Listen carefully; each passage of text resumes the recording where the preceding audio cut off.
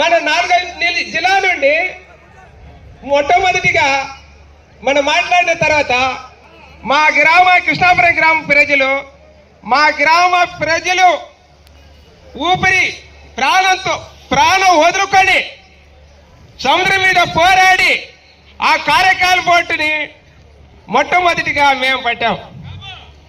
పడబెట్టేసి సముద్రం మీద పోయి ఆ కారేకాల్ బోటుని పట్టుకుని వచ్చాం. 4 జిల్లా వాళ్ళకి తెలియజేశాము. 4 జిల్లా నుండి కాపులు, పెద్ద మనుషులు, గ్రామ ప్రజలు అందరూ వచ్చి కలిసి అందరూ ఆ బోటు పట్టుకుని వచ్చిన ఆ కారేకాల్ బోటుని మన జువల్దిని హార్బర్లో పెట్టాలని చెప్పారు.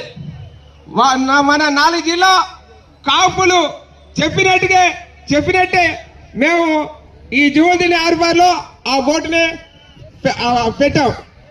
పెట్టేటప్పుడే అక్కడ ఉన్న 4 పంచాయతీ ఉంది. అక్కడ 4 పంచాయతీ వాళ్ళకి 4 జిల్లాల నుండి వచ్చిన కాపులు ఈ బోటుకి 4 జిల్లాలో కాపులందరూ చెప్పారు, ఈ బోటుకి దానికి సెక్యూరిటీగా పాదుకాపుగా ఉండాలని.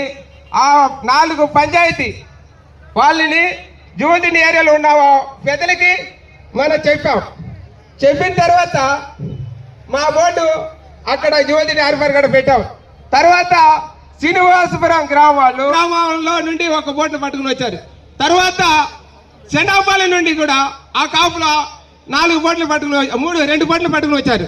మొత్తం జువల్దిని హార్బర్లో 4 బోట్లు పెట్టాం.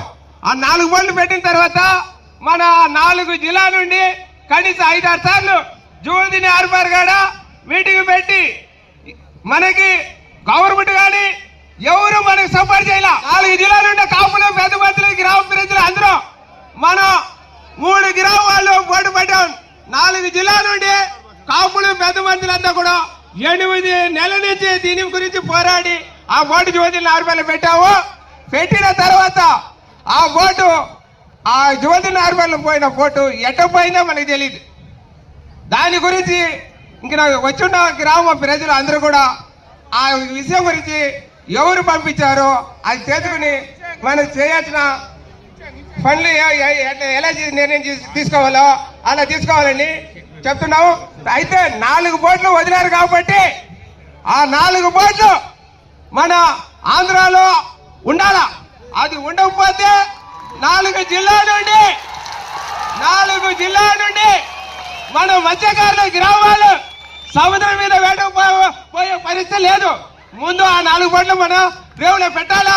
అది 4 జిల్లాల నుండి వచ్చిన వాళ్ళు గ్రామాలు అందరూ కూడా కోరుకుంటున్నామయ్యా. ఓకే, చాలా చక్కగా